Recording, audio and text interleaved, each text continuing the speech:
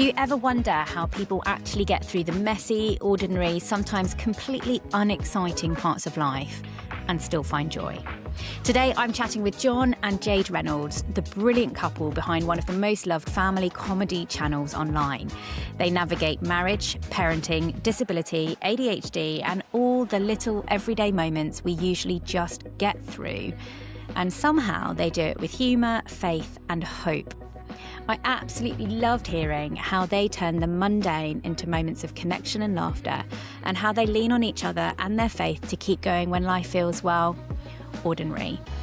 Buckle in, guys. These guys are real, they're raw, they tell it like it is, and you will not want to miss this episode. So, are you ready to grow? Let's go. John and Jade, thank you so much for joining me on the podcast today. Thanks for having us. Yeah, it's great to be here. Yeah, I'm so excited to have this conversation. So, fun fact, first of all, is that John and myself and my hubby as well, we actually share a godchild in the sense that we were all once upon a time in the same church and knew another family, and they had the foresight and strange desire to request that we'd be godparents. So before we kind of came live now, we were just debating like who's the worst godparent in terms of like actually staying in touch with our lovely godchild. We've decided I'm better. So just put that out there, first of all. Fun fact, I did know John when he was younger and before he was famous. Right, so not everybody is going to know you. Obviously, people who are on TikTok or been to Spring Harvest or, you know, some other places where you guys show up regularly may feel like they know you. But we obviously only see what you guys choose to let us see. So I thought it'd be fun, instead of doing my normal this or that to get to know someone, whether we did a little bit of like marriage wars and worked out who's the better half of you guys as a couple. So I think the first question has to be, who's the funniest? Who tries to be the funniest? Yeah. John. I think I'm the secret funny person. Yeah. Compared to you. So I can give him a lot of like content. So even with like the stories that we're known for around our kids, sometimes John's not there. Sometimes it's my story and John tells it. So I feel like I'm almost like the behind the scenes. You are definitely a 30% contributor to like what we do, for sure. Now, I think you're also, that does make it sound like I just steal your stories and I'm like, you're not getting a TikTok. No, I'm doing it. You love the limelight more than me, so it's just naturally yours. It's teamwork. You know? Yeah. I think I make more jokes. You make funnier ones, maybe. Oh, I'll take that. Yeah, all right, we'll go with That's that. what We'll go with that. Who's the best cook? Oh, you, Me, John, yeah. hands down. I hate cooking. Me too. He does an amazing roast. Yeah, I quite enjoy it. I couldn't cook when you knew me back at church and stuff. I couldn't imagine that, no. No, and like even at uni, they catered for us. So I was going to say, you guys met at London School of Theology, right? And they feed you. Yeah. Yeah. So I was just like, you're not really releasing people into the wild, like fully ready to do life after. Our first year of marriage, we did live off hummus, olives, bread with like, you know, vinegar, oil and vinegar. Basically, we like Italian starters every day, or a roast dinner. I mean, what's wrong with that? It was all or nothing. That. I was either cooking for 4 hours or not at all.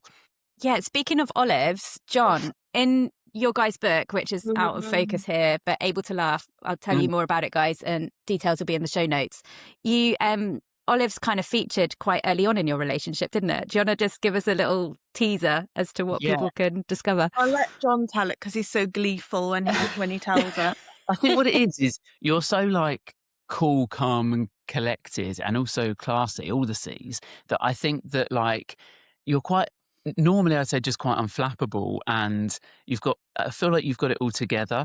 And so going on a date, like I was a bit nervous because Jade was like, we got on really well, had a good sense of humour, but she was quite ice queeny at times, like not completely. And the more you get to know her, that's not probably the true reality for sure. But I remember we went on a date to, where was it? Cafe Rouge. Rest in peace. I don't think it's with us any longer. I know, Dan and I were, some of our first dates were Cafe Rouge. Like it's I know. And we had the So olive sad. ones with like the pips and like seeds in and whatever they're called, pips or seeds, either way. I don't know. I don't even eat olives. Stones. Pips. Pits or stones. That's it. There you go. so classy, Jade, sophisticated. so Jade was like eating them, and she got it in her head that you needed to spit them out, which obviously you do. You don't swallow like the stuff as well. But for some reason, she'd taken that like literally. So she like put her hand cupped like at about chest height, and then she was just like dribbling them out the side of her mouth. So they were falling about a foot into her hand. And I probably didn't notice all of them, but like I noticed her do it like once or twice. And then I think on the third time I was like, you can just like take it out and put it in the She was like, oh yeah, for some reason I got it in my head, you like spit them out. Yeah, it's like you overthink. And I've had answers before and I've just taken out, but for some reason I was trying to be like subtle, and I just thought that was more subtle. And I it was don't like know. less It was subtle. weird. Yeah. It was weird. I don't know what I was thinking. But I think it rolled with it well, so. Yeah. I think so. It's from things that you guys have shared online, the kind of vibe that comes across about when you guys first met and how you got together is, no offense, John, but that you were like quite eager and quite keen, and Jade, you were a bit cooler. So in that moment where you're going on a date, was there an element also of like, oh, I quite like this guy, or were you still kind of humouring the like, I don't really like know what's going on here? I did like you, but I was still trying to work it all out. Like, how much did I like you? And also, I think I am quite prideful, and I think I wanted to like, on a first date or like your early days, you want to look good, don't you? Yeah. Because I remember on the same day, I drove John didn't, and driving back to LST where we were studying, I clipped the wing mirror of a parked car, which I never do. No. So like, two really embarrassing things had happened in the night, which is so it didn't like damage it. It just did the thing where like your wing mirror like ping. Yeah. And but that's so embarrassing if you're driving. Yeah. Yes. That was genuinely like one of the moments where I felt like, oh, maybe she does like me a little bit, because you weren't like embarrassed or like mortified or anything, but I could tell you were like, oh no. And I thought, if you really didn't like me, you would be like, oh, it's a bit annoying, but I don't even care what he thinks. Do you know what I mean? And so it genuinely, in that weird sort of way, gave me a bit of confidence that like, maybe she does care enough and stuff. And I think also like, because we knew each other at uni, but we weren't really close. I think some of your coolness was around just wanting to get to know what I was actually like. Cause I'd heard the rumours. But even just when you're sort of like loosely friends or like acquaintances and stuff, you don't see if they've got any depth maybe, or you don't see if they're like more than what they present initially. So I think some of it was that, rather than like you were just like properly like cold on the idea. No. Because I think if you were like that, you wouldn't have even said It's weird because I always knew as John Reynolds, like his full name. Yeah, full name. Just some people always use his full name. So it was really hard for me to get my head around like just calling you John. Yeah. Rather than like, oh yeah, my boyfriend's John Reynolds. It's like weird. Yeah. So it was weird for me to kind of get you from that category into just the first name category. This is my boyfriend, John Reynolds. No, to be fair, I 100% know what that's like, because when Dan and I we met at uni in Bristol, and he was a bit of a joker through masking, not because he is the most hilarious person in the room, but just because, there were things going on. So when we actually started like exploring and getting together, so many people were like, Daniel Tyler, really? Yeah. Why are you doing that? I don't get that. And so for me, it was this whole thing that I had to get my head around, the fact that I was dating Daniel Tyler and not just Dan. Okay. Who is the most patient? Me. Oh, you, definitely. Yeah. I remember once you said to me you thought you were quite patient, and I think I just laughed in your face. Yeah, and I wasn't joking, and I was... Oh, bless you. I was hurt. He's just deluded, I think I remember saying as well, like, okay, well, like, because what it is, so like, I know we might chat ADHD later, but what I've realised is that so much goes on in my head with little moments that it's almost like death by a thousand cuts. It's that kind of thing. Yeah.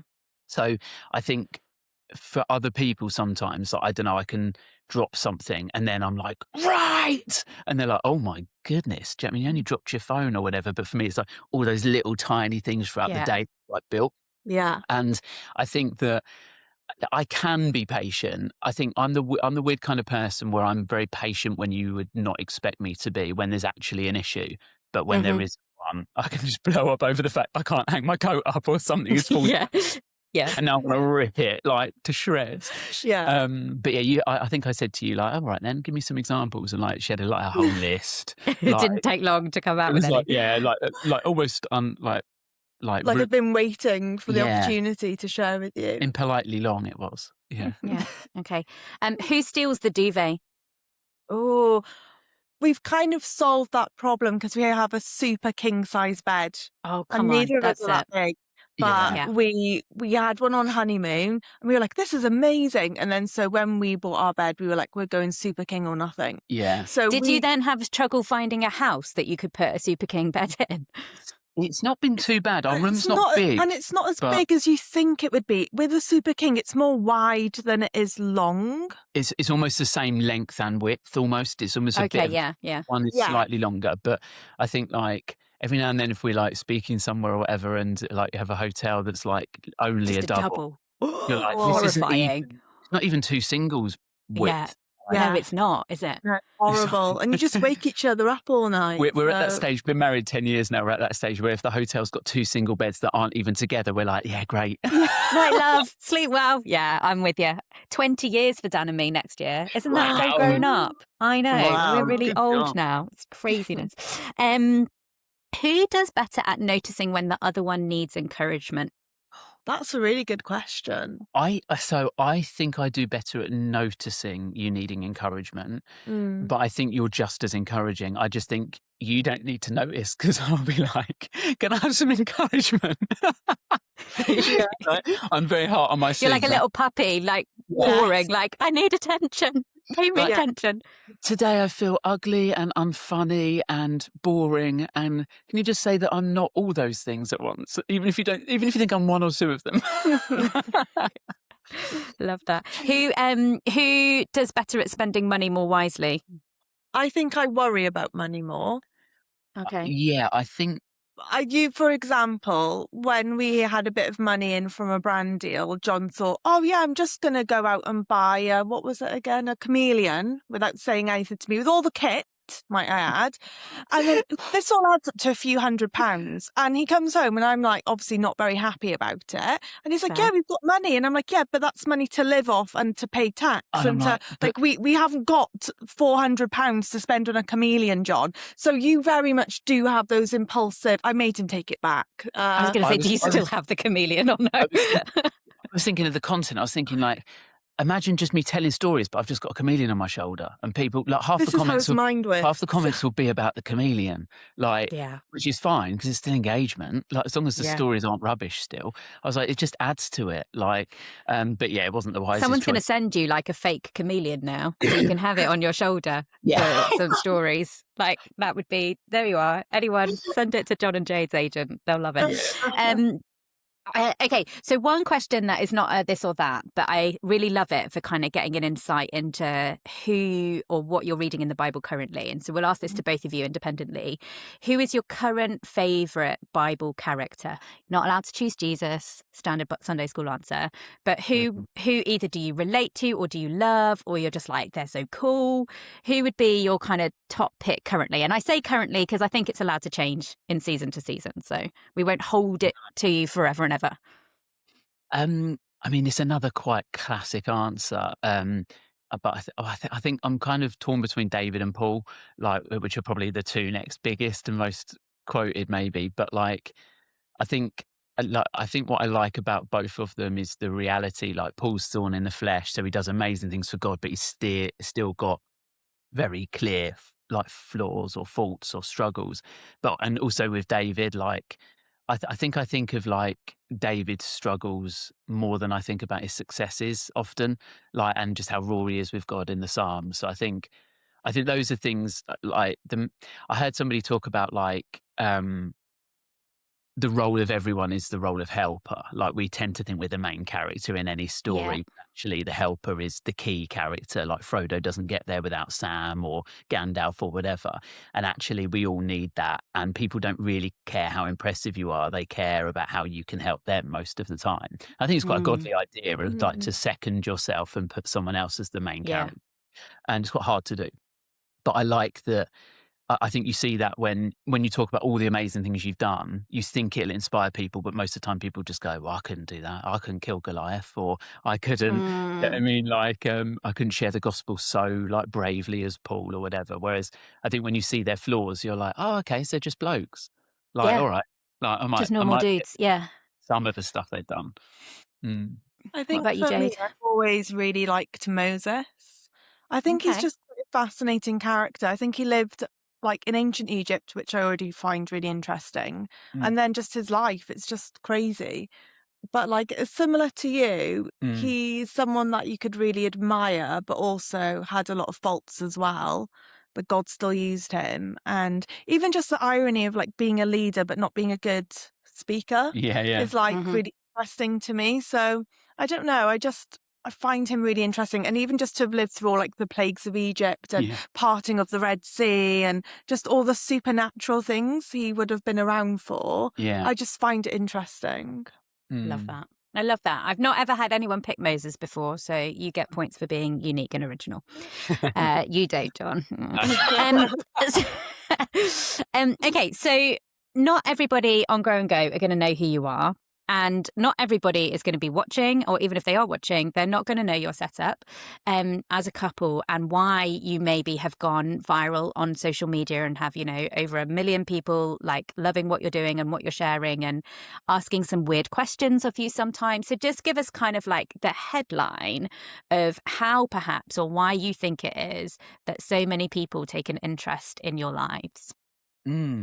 Yeah, great question. So we started doing social media. I've always been a youth pastor before we started doing this for sort of over a decade. And then we got together in like 2012, was it? I think 2013. early 2013, yeah. And I think I was always aware that so Jade's a wheelchair user and became paralysed at the age of 12. And so at uni, I'd only ever known her as well, obviously, as a Hot wheelchair Wheels. as Hot Wheels, yeah. Nice. And so like I think that like even dating and getting to know each other, like there was like as you mentioned earlier and things, there was some of that like, are we a good fit? Like, can I be all that she would need me to be, and couldn't she be all that I'd need her to be or want her to be, and things. And I think we found out that we could be. So basically on social media one day I shared a story of our first date, and I won't share the whole story now, but Get the book, guys. Get the book. yeah, it's in the book. Find it online probably if you type John Reynolds first date story or something. But basically the cinema wasn't accessible, so I hadn't researched it properly. I just assumed every cinema would be, but it was a listed building, so they didn't have a lift and the screens were upstairs. So on our first date, I basically carried Jade up about 20 steps to like our screen. And a lot of people are, it's just so romantic. And I think it was almost the perfect like video for us to set things up, really. And I was only on TikTok really because the youth are, and I wanted to be aware of what youth culture was, as opposed to really like had any big desire to be a creator or anything. I'd always enjoyed telling funny stories though, like even just socially and in sermons and whatever. And so, yeah, shared this story and it just went crazy. And I think the reason people follow, I think it's a few things. I think people are obviously fascinated by any kind of difference and things. Like I think whenever you meet any couple and one of them is very different to the other, or their setup is very different to our own setup, there's an element of it being like, oh, I wonder how like that happened, or how did you get to know each other? Whether you're different nationalities or different abilities or whatever it is, I think people have like the questions at the back of their mind that they're like, how do you find the different cultures, or how do you find this and that? So I think we got a lot of questions that people are interested in. But I also think that, one of the reasons the book's called Able to Laugh is because I think Jade was so at ease with her disability and herself in general, and so secure in her identity as a child of God that didn't need working legs for God to use her, and didn't need working legs to have value or worth. And she knew all of that I think her sense of humour was like something that I think I found really attractive, because I think when you're willing to laugh at yourself and willing to laugh at others, like there is a security usually that is like, I'm secure in myself and I'm secure in my relationship with you, or secure enough in my ability to bring you in on the joke, like assuming the joke's not cruel to someone else. And so I think people like that. I think we get a lot of comments when we'll do sometimes like more dark humour jokes. So we realise that people, it's a very easy technique for us to have the wheelchair as the reveal punchline.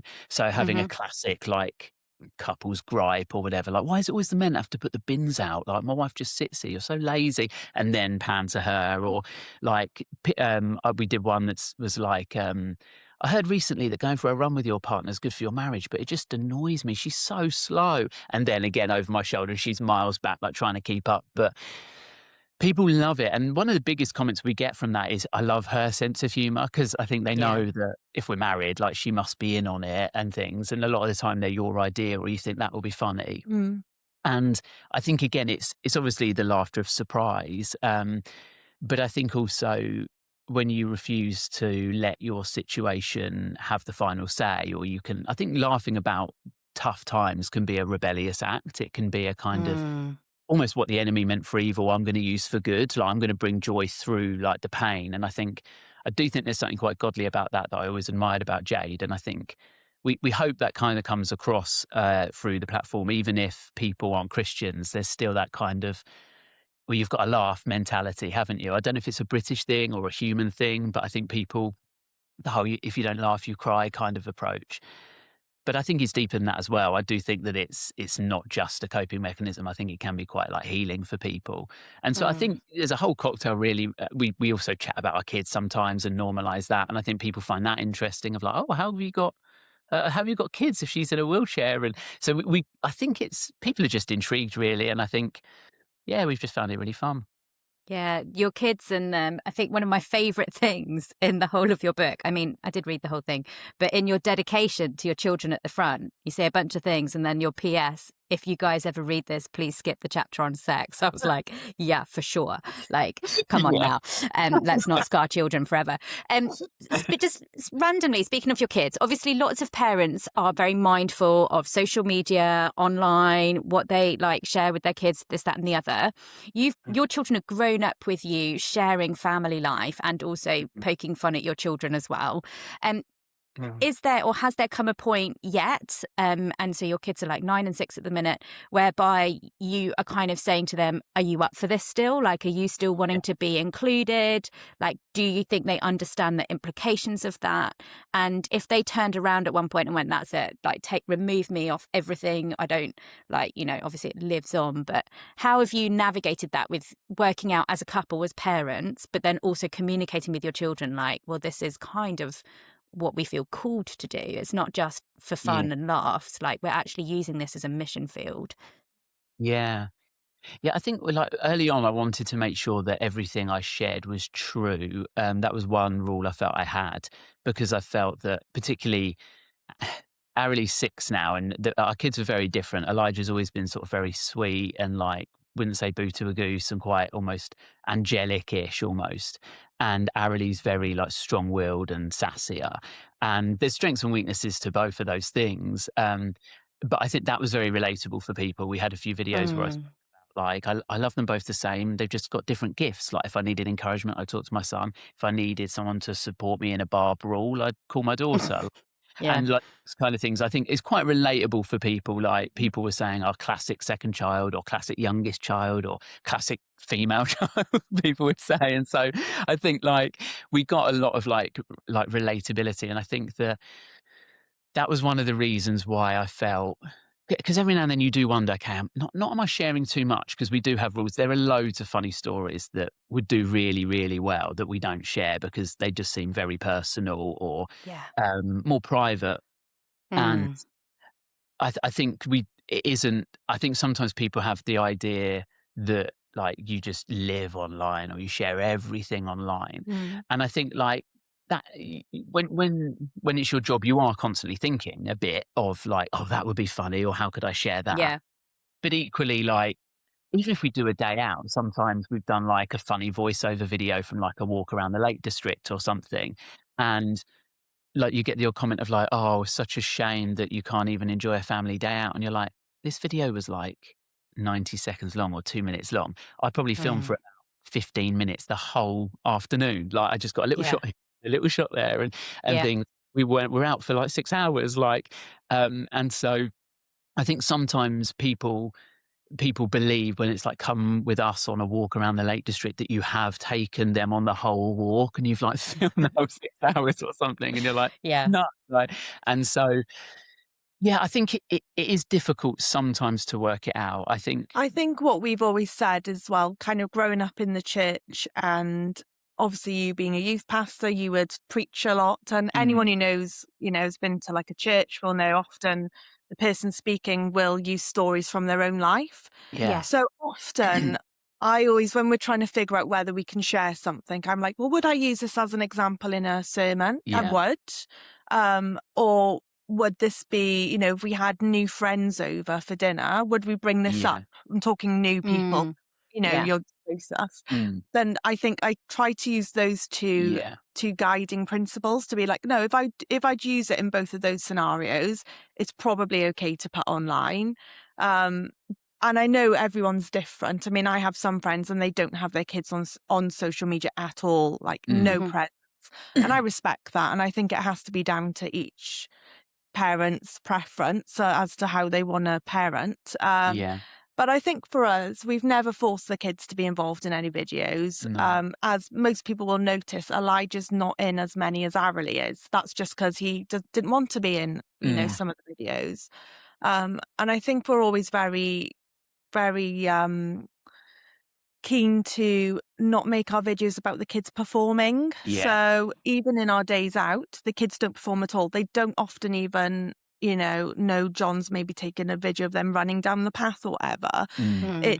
It's more so for their day out, they don't feel like, oh, Daddy and Mummy have asked me to do this and say this, and I really don't like that. I think that's not fair on the child if they have to say things and do things. And so we always try to keep their kind of elements smaller.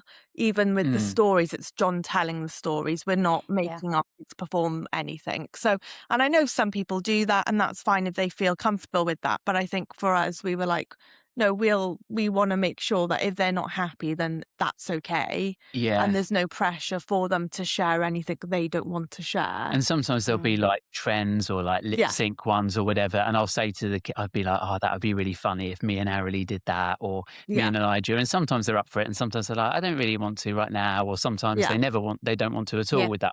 And I'm like, that's fine. I saw a horrible, chilling video of like influencers. I think the woman ended up getting arrested and stuff, and it's just really sad. And at one point, it's like a outtake or whatever, but she's like, you need to look happier or whatever. And he's like, but I just don't feel happy right now. And she's like, well, then just be happy. And I'm like, oh, it literally makes me feel sick. Like, it seems like justice has been done in that situation because there were a lot of worse things going on. And that whole idea of like, children as a commodity or whatever just makes me feel just absolutely queasy. And so of course some people will still think that, oh, that's a bit rich and you've still commodified yours more than I ever would or whatever and things. But I think if your children feel safe and happy and healthy within it, and the reality is as well, like even as like there will be some things that we'll have misjudged probably, like look at old tweets. Oh my gosh, but like in all parenting, right?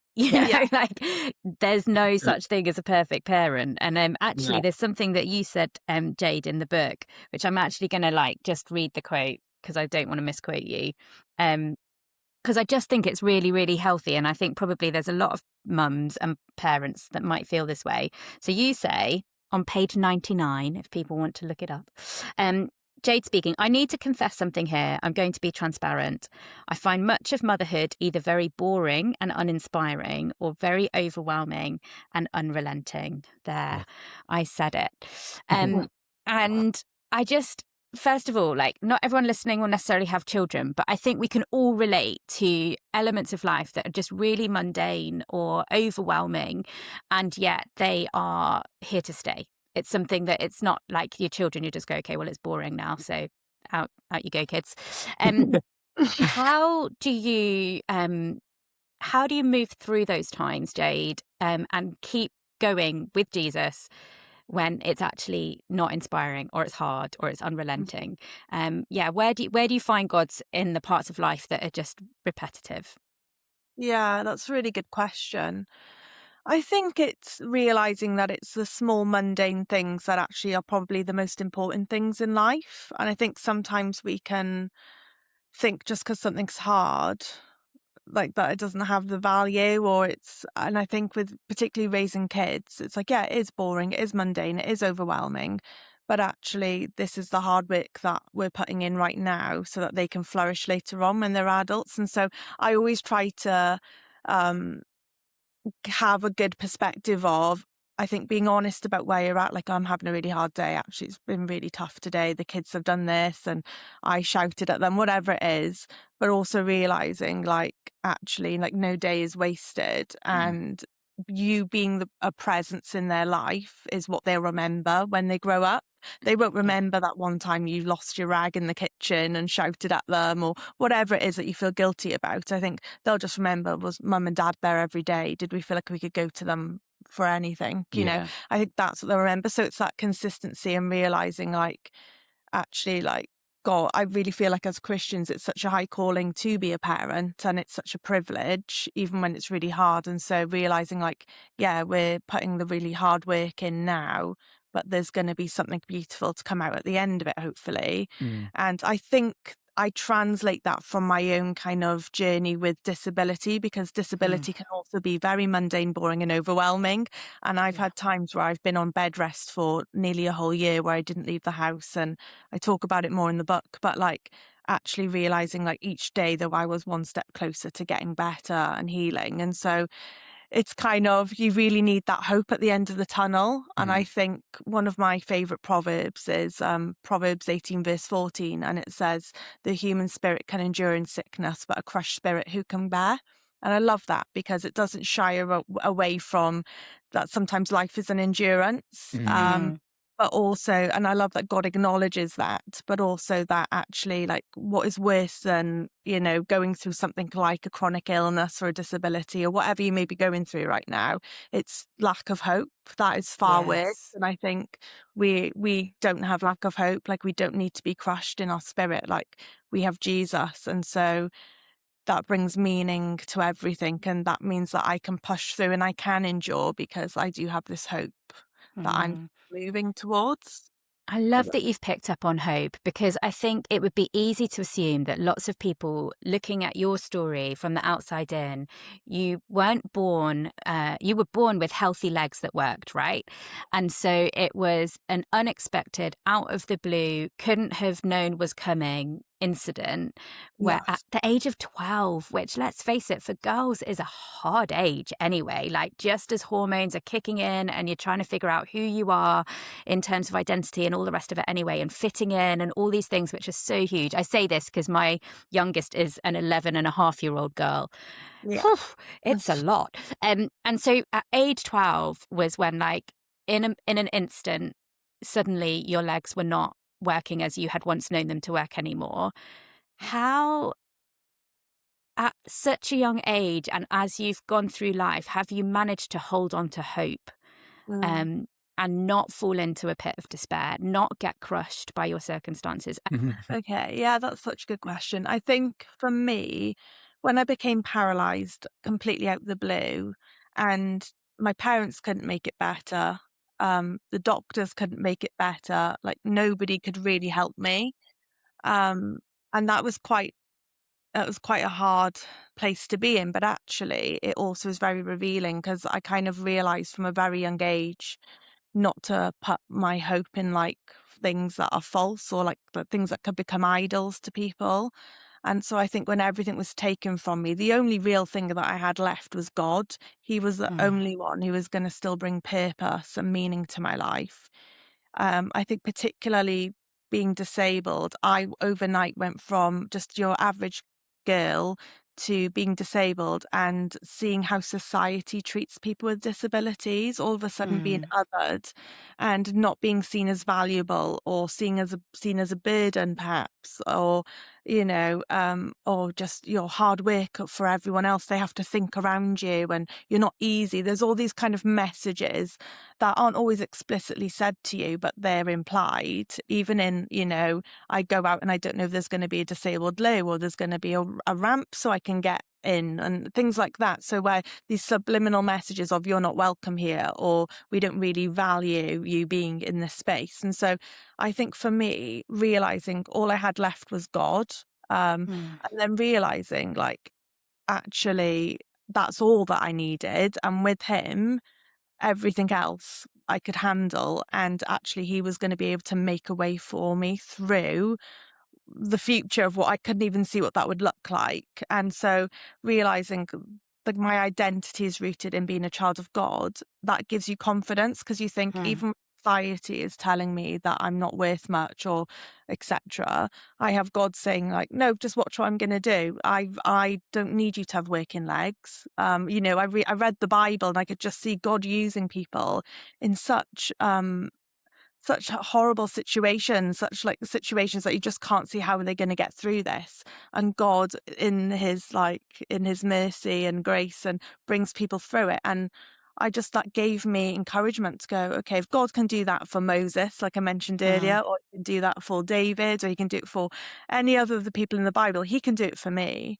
And I'm still alive. I've still got breath in my lungs. God's still got a plan for me. So rather than getting hung up on what I think God should be doing in my life, why don't I actually take notice of what he is already doing put me in? And so I think it's that shift of perspective really helped me. And so I clung on to hope because that was the only real thing I had in my life. And the more I clung on to it, the more my life changed, and actually doors were opening for me, and I could start to see a way through where initially I did think, oh, am I going to live at home with my parents for the rest of my life and not achieve anything or do anything? So I think but it's taken it a day at a time, and it really was like step by step. And so I've learned, okay, God, you're not going to show me the full picture. I've just got to trust you for today. And what do you need me to do today? And so it's just living in that trust of God being with me and knowing he knows the bigger picture, even when I don't. That's so good. Kind of held on to it. Yeah, so good. And I think for anyone listening, there's going to be times for all of us when we feel like that, aren't there? Where things feel overwhelming or things aren't panning out how we expected them to pan out. And we have a choice in that moment, as Jade has said, about the perspective that we take. Are we going to take it from a like, well, this isn't what I was expecting, and therefore I'm grumpy about it, and I'm thinking that it's game over, it's, everything's done and dusted, there's no hope left? Or are we going to go, actually, who is God? And who am I in light of who he is? Because as Jade said, if you've still got breath in your lungs, which if you're listening to this, you have, then therefore it's not game over. God's got more for you. Just Jade, I'd love to ask a follow-up question, and then I'm just mindful of time. I really want to chat, John, about some of the ADHD stuff, because I just think that's really interesting how that plays out in your relationship. So Jade, in the book, you say that the last thing you want people to be calling you is inspiring, and that you don't want to be like poster girl for disability. And yet I imagine that lots of people do hear your story, and, they hear you speak, and your positive outlook on life and your faith and how rooted and grounded you are in that, and say like, oh, you're so inspiring. Tell us why you don't want that, and how to deal with moments where you feel patronized. Yeah, I think it's something that a lot of people with chronic illness or disability might face. I think particularly when it's a visible one, because you almost feel like your life is hijacked sometimes by other people wanting to use you as an anecdote, or like I can literally go out and be in a shop and someone will just go, oh, it's really nice to see you've gotten out of the house today. They don't know me. They've just assumed, wow, what an achievement. You've got out the house. Well done. And so I think what I mean by not wanting to be inspiring is it's almost like that patronizing, like, well done for getting out of bed every day, because I don't know if I'd be able to do that if I was in your situation. You're like, oh, thank you, I think. It's kind of not wanting to be that person. I fully accept the people saying, no, I love, how you've not let, life's adversities like stop you from achieving, and you've kept trusting God, like, because I have people who are like that for me. So it's not that I'm saying, no, don't call me inspiring at all and don't see anything good in my life. Of course not. Like, it is a compliment when people say, wow, your stories really helped me. And so I do really value that, and I think it's really important. But it is the whole kind of, I mean, it's kind of known in the disabled community as like disability porn, Or or inspiration porn. inspiration porn. And it's like, Okay. it is just that, like, your stories used by others to make themselves feel good, kind of. Yeah. And so it's just kind of wanting to shy away. And I didn't want to be getting opportunities just because I'm in a wheelchair, because then that just feels like, excuse the pun, but lame. And so I was like, kind of, I want to get opportunities because I'm either really good at what I'm doing, or I don't want to be Yeah. just like, oh yeah, token wheelchair girl, throw her in the Yeah. mix, you know? So I think that's kind of what I was pushing back on. But also realizing like all our stories like have value, and it's really important to share our stories, and it's a privilege to help others by Yeah. sharing what we've been through. So I don't shy away from that aspect, but it is the whole just like, yeah, oh, well done, you're doing really well today, getting out. And you're like, oh gosh. Yeah. It's just really annoying. Who are the people that, for both of you, this question, who are the people that actually do inspire you and that you look at their lives and you're like, wow, I would love to be able to embody part of that, or like experience that same level of whatever it might be, drive, determination, whatever. If you think of like one person in your life that's had that impact for you, who have they been? It's quite hard. It's quite hard to like almost narrow down. I think for me, and this is like maybe a bit cliche, but it's probably my mum. I find my mum really inspiring because now being a parent myself, seeing what she went through, and obviously my dad as well, but I think my mum handled it in a more productive way. But it's kind of seeing your child become paralyzed overnight, and then she was the main person who pushed me to not give up and to, like, you know, go to this youth club or go camping or do all this crazy stuff that maybe other people around me were going, oh, should you be doing Can that? you? Yeah, yeah. That really reasonable for her to be doing that? And even my dad, and he will admit this now, he very much was one of those people who was a bit of a doubter. And so I think I really admire my mum because she didn't let what happened to her crush her, but her motherly love, rather than just moping and kind of sitting in her own misery of, oh, my poor child, she actually kept going and was like, okay, we can't change this situation, but how can we support Jade in a way that she still can do things and fulfill the wishes she has? So my mum is like a big person for me. She's very much a doer, a get up and go. She's not a moper. And that's something that I really value in life. And I think if everyone had a little bit of that, they'd feel a lot better about life. So that's just one person that I immediately think, yeah, like any drive I have is, I think, from her and seeing her do that. I love that. What about you, John? Anyone come to mind? Oh, it's really, really hard because I think, like, again, like parents and role models and things like that that are great. I mean, I think to some degree, like, and again, might seem a little bit cliche or even a bit cheesy, but I probably would say Jade. But I think some of that is because I think that I feel some of it is I think that we complement each other well with regards to like what the other one doesn't have, the other one does. Like Jade has patience and I can walk. Like, that's pretty much all I have to offer. You can reach the top shelf. I mean, I can't reach the top shelf, but I can barely walk. can as well. I was going Anyway. to say, I'm not even 5 foot. I'm so tiny. But I think that even yeah, if I ever become paralyzed, I'm bringing nothing to this relationship. But no, I think that like I think that it's for you. I think almost everything you've touched on then, and also like your patience and those kind of things. I think I'm part of my drive and wanting to. It's not even necessarily wanting to achieve. I think it's more wanting to be productive. Like, it's not necessarily like ambitious as in I want to do this, this and this. I think it's more just I don't want to waste like my time or talents or whatever, like, and look back and think, oh, I wish I'd tried that. And I think that because of that, I definitely project a lot and I'm like, oh, but this could happen and this could be. And so I find it very, very hard to do what Jay's just said of like just being really content in the here and now. And some of that is ADHD related as well. Like, you're always looking for the next dopamine hit and stuff. But I do think that she's definitely helped me get a bit more of that balance of like just being genuinely content in the here and now and really happy and blessed, almost counting your blessings, I think, a bit of like, I'm sometimes not very good at looking back and going, look at all of that stuff. Like, I'm like, no, just on to the next. And I think that can add to it as well. So I think, yeah, having that sense of satisfaction, but also contentment and peace is something I think you're really good at, despite it maybe being easy not to be. Yeah.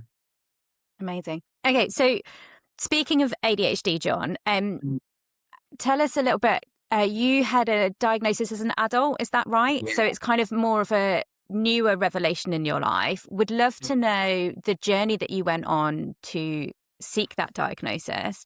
And then Mm. also, how do you think, if it has at all, it's impacted your understanding of your relationship with God, learning more about how you're wired? Mm. Yeah, yeah, good question. I think I didn't really realize early on. So I had a lot of misconceptions about ADHD, probably, that it was mentioned to me a couple of times in like my 20s. But again, growing up, the kids with ADHD, or the ones that you knew about, were the ones who were like just absolutely wild, or like getting really told off at school. Like they throw a chair at a teacher or something and they'd be like, it's Yeah. not my fault, it's my ADHD. And you'd be like, oh, right, okay, so that's what ADHD is. Like, Yeah. um, and so I think like our understanding of it has developed a lot. Like, not only can you could be hyperactive without the attention deficit, like, or you can be attention deficit without the hyperactive, for instance. I am combined, but a lot of my hyperactivity, I am relatively like active, but a lot of that is mental. So I'll be doing, it's not necessarily like I'm always, maybe, although I do like twitch and move a lot, I'm not, I can sit down and just relax. But even then I'll be like, I'll watch something on the telly while I play a game on my phone, or and before phones, it used to be like I'd do a Sudoku while I was doing it, or a word search or something like that. There would just be something like keeping my hands Multiple busy. streams. Yeah. Yeah, exactly. And I think so. I think it was only really, I kept burning out in ministry, which again is kind of relatively common, and things like ministry is Interesting. really demanding.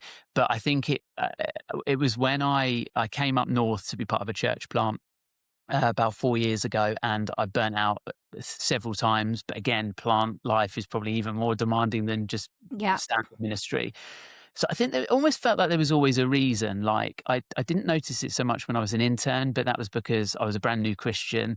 I was an intern for 2 years, and just anything you achieve, people are like, "Wow!" Like people are like, and do you know he's like he's only been a Christian a year or two, or he's only 19 or Oh, whatever. bless.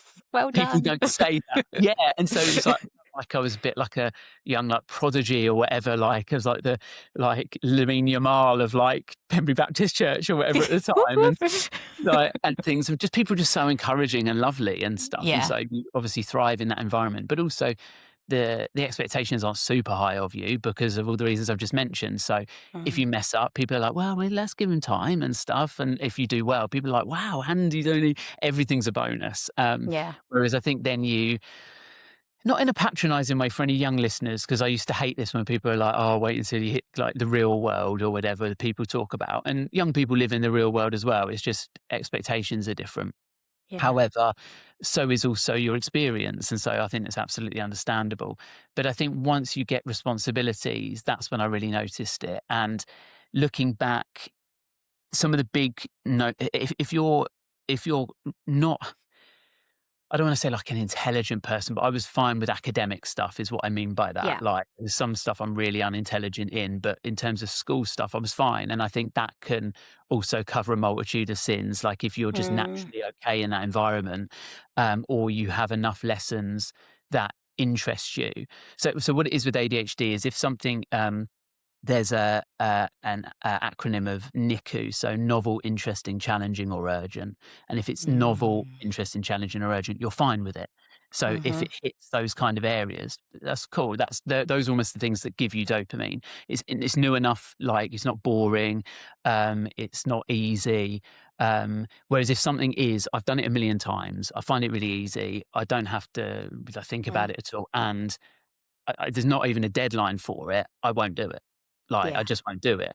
And Mm. things. So, for instance, like the dentist or whatever, like, unless I have that booked in, and things for 6 months' time or whatever, like the whole of uni, I didn't get one. Like I Yeah. didn't really get one till like Jay sorted it out for me and stuff, which the challenges going to that of like ADHD is you feel very like not infantilized, but like immature sometimes, because it can come across to people of like, oh, if you don't enjoy it, you don't do it. That sounds like you're like 9 years old. Like, what are you Yeah. talking about? But I think it is the way our brains work differently, because if you do, you can absolutely thrive. And I found medication like shortens the gap for that for me. So I take stimulants that kind of boost your natural levels of dopamine, so that you're not looking for such a fix. You can just crack on or do the things that are difficult. Yeah.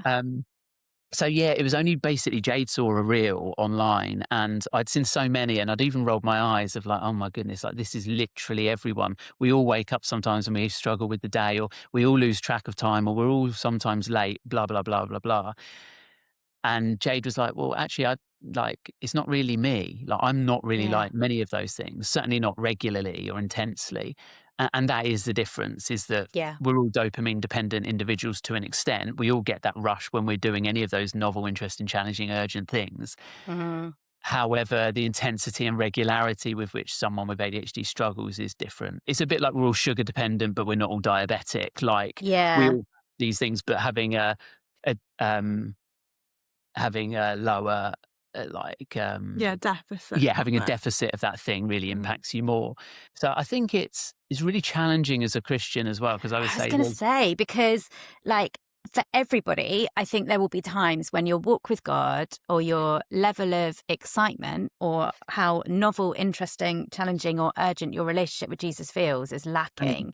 So how has that, or your understanding of your ADHD, mm, maybe helped you in your relationship with God for those times and those moments when actually maybe it doesn't feel super like intimate, or you're getting like amazing revelation from scripture every single time you open the Bible and all that sort of yeah. stuff?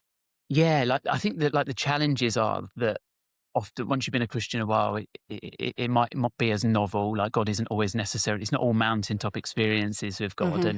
And again, like Jade said, even with parenting, like, that's a good thing. Like, you wouldn't be able to do. It's not sustainable to have that. And Yeah. even then, if it was all mountaintop, like the bar for what would buzz you would just get higher and higher and higher every time anyway. So it still wouldn't make a difference. I think one of the big things is discipline is so highly valued in faith life, and for good reason. Like Proverbs talk a lot about that, like reckless actions destroy your life and things. And so we need a level of discipline, of course we do. But it's very, very, very hard for someone with ADHD to have that, especially in certain Mm. areas of their life. Like, we're less likely, we find it a lot harder to form habits. Um, and so, especially healthy ones that are the kind of slower, like, stuff, like the things that give you the immediate buzz are very easy. And so I think that can be really challenging. And also there are urgent moments with God where you desperately need his like divine intervention. But a lot of faith life isn't that way. And so you can spend a lot of your life like, again, just going through it thinking like, okay, I need to be more like regimented with prayer, or whatever. I find that diarising things, or making notes about things is really, really helpful, like scheduling Yeah. that time in. Because I'm quite good with my diary as long as I remember to use it. Like, I will listen to it and follow it. Sometimes it's just missing those times. But I think the positive is that um, Joe Hargreaves, faith-filled therapist. I think you met her, didn't you? And I don't know if you Yeah, chat. she's been on the pod, Yes, I and she's thought she coming had. to, yeah, she's speaking at an event that at the time of recording will be next month, but will have happened by the Amazing. time by the time this comes out. Yeah, love Jo. Amazing. She's Yeah, great. she's great. She was Mm. speaking at a conference that Jade was speaking at as well recently, that and she said a great thing of like, your brain is not a surprise to God. And I think Yeah. like that, it almost made me emotional, because I think like, because it was a surprise to me. Like, I Yeah. think there were lots of struggles at times that I had, that I was just like, I've just got to grow up. Like, Yeah. and then realizing that, I mean, that's always a little bit true, especially for men, I think. But I think that there was also an element of it being like not my fault. And I think Yeah. it can be quite hard it can be quite hard to work out when you're being, it's that challenge, isn't it, of like the self-help generation of like, I saw a funny quote the other day that said the most selfish person you know is currently sharing a self-help quote about needing to put themselves first for once. And I was like, that is true. Like, however, there are also the person who never puts themselves first is the person who probably would not realize how much that quote is relevant to them. And I think, like, I do put myself first, of course, but I think, like, there are times when you just do need to be kinder to yourself. And I think getting the diagnosis really helped me do that and recognize there are times when I beat myself up when actually, like, it's just that is the way I'm wired. And I love that Joe said that, because I think the strength for people with ADHD is, and there are a lot of strengths, like you can hyper focus on things and absolutely smash things because of that. I think every strength also has a weakness, and it's the same with anything. Being like a bit less organized and stuff can mean sometimes you're a bit more laid back. Like, it can mean you let people down, but it can also mean you're not like a type A person who's so highly strung. And hyper focusing can mean you get stuff done, but it can also mean you neglect certain things. So there's always a light and shade to everything. But I think knowing that God knows me and knows how to work with me, I think is a real blessing. And knowing that He will use me in the ways He wants to, again, is something that I think gives me some level of encouragement. Yeah, that's so good. Yeah, something that Jo, I have heard her say as well, is you make sense. You make sense to God, Yeah. exactly how your brain is wired, the way that you go through life, and when you're regulated and dysregulated and all the rest of it, you make sense to God, and He's not confused or puzzled by you. And I think we all need to be reminded of that, don't we, from time to time? It's very easy to get caught up in our own world and think that, we're so broken or so beyond repair, or there's so many things wrong with us.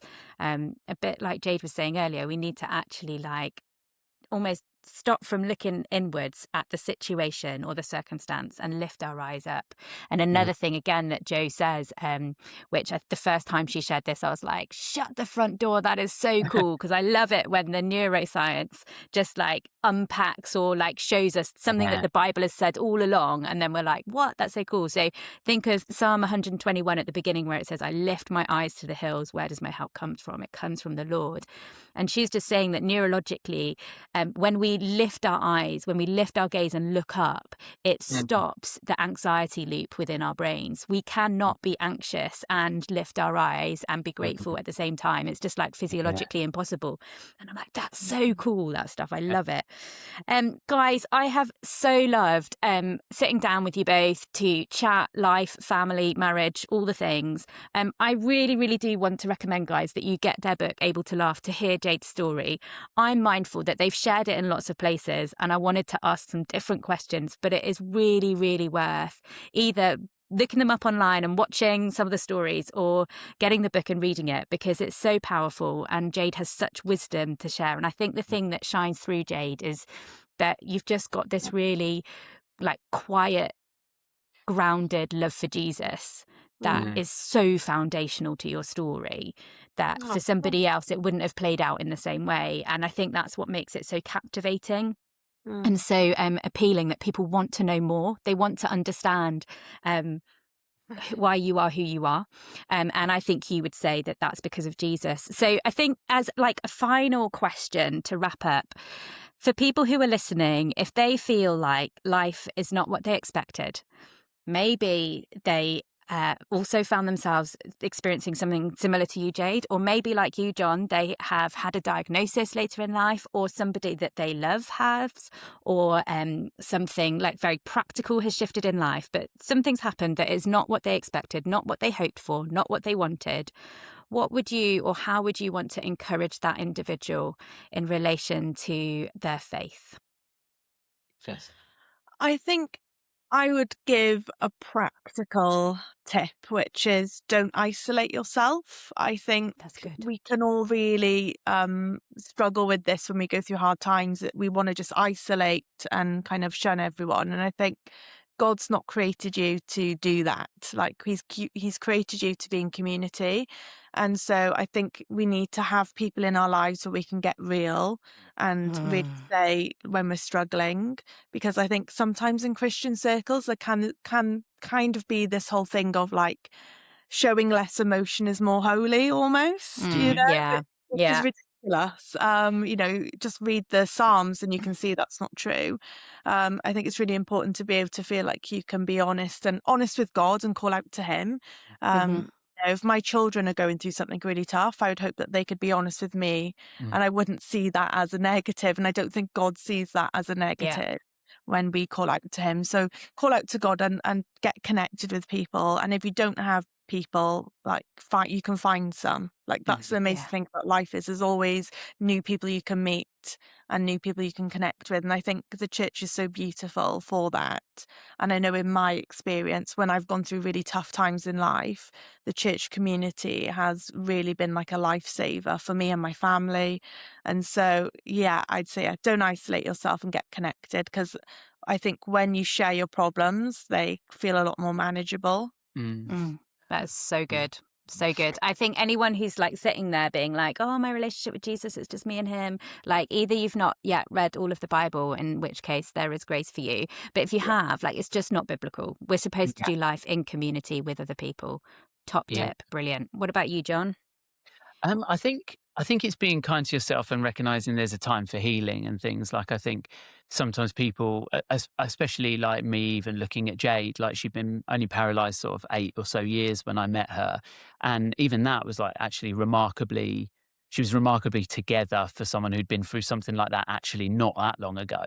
But at the same time, it's easy to look at people, and I do it all the time, like in any area of life, wherever you look at people where you would like to get to, remember they've been through so much in order to get there. Like, I think the X Factor introduced us to kind of like what felt like the overnight celebrity and things. And people don't realize that even the people who won it, who've even made anything of themselves now, like were singing in bars and clubs and pubs and things years and years, and having singing lessons and learning instruments. And I think sometimes we think like, oh, they just had an amazing voice and they turned up one time. They'd never sung in front of anyone before, and now they're a selling artist and stuff. And I think sometimes to use that analogy, like if you've just become paralyzed or whatever and things, or you've just gone through something huge or traumatic yourself, whatever it is, like you've just lost your job or you've just been betrayed or whatever you've gone through, that's really tough at the moment, like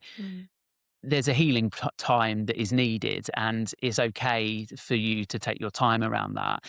But one thing I also love about, I think, like the people who have gone through that is they don't stay there. Like, there's a difference between processing and reflecting and healing and ruminating. And I think some people who still aren't over it, they're still not over the fact that they never played football for a professional club or something. They'll be like, oh yeah, but if it hadn't been for that injury when I was 13, it's like, but it's like you're 55 now. Like, how are you still talking about the missed opportunity you had when you were 13? Like, you've got to overcome that. And I know some people say that tongue in cheek and they've still made a load of their life or whatever, but I think there are some people who are still hung up on things that happened 10, 20, 30, 40 years ago.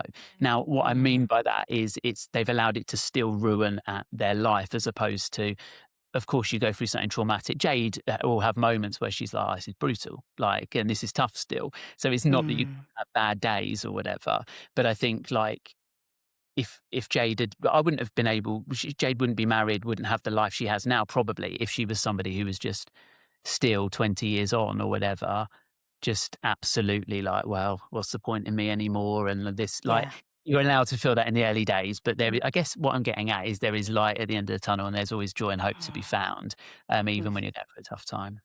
Amazing.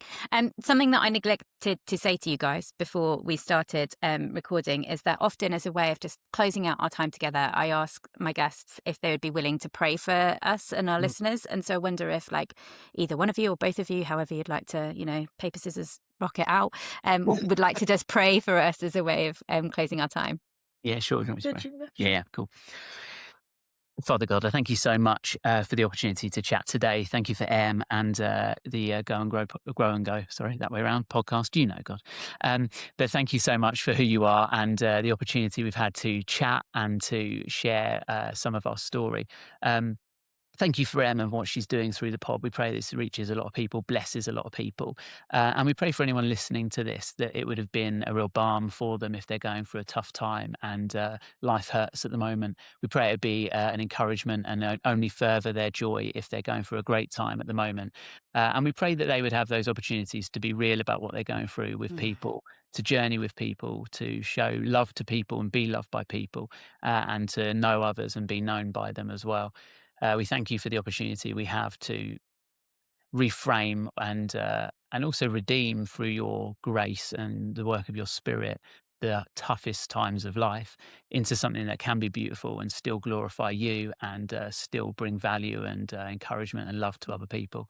We just pray you be with everyone listening to this in Jesus' name. Amen. Amen. Amen. Guys, thank you so much for joining me today. If people want to find you and watch your stories and the insights into the crazy life that is the Reynolds family, where can they find you on the internet? Usually at John E.J. Reynolds on most platforms. And you can find my Instagram through your searching you. It's probably amazing. Amazing. Guys, thank you so much. It's been an absolute delight to have you on the pod. Thanks. Thanks for having us. Thanks for listening in and hanging out with me today. If this encouraged you, why not share it with a friend? Or I would love it if you could take a second to rate and review. It really helps more people find the show so they can press in and move forward.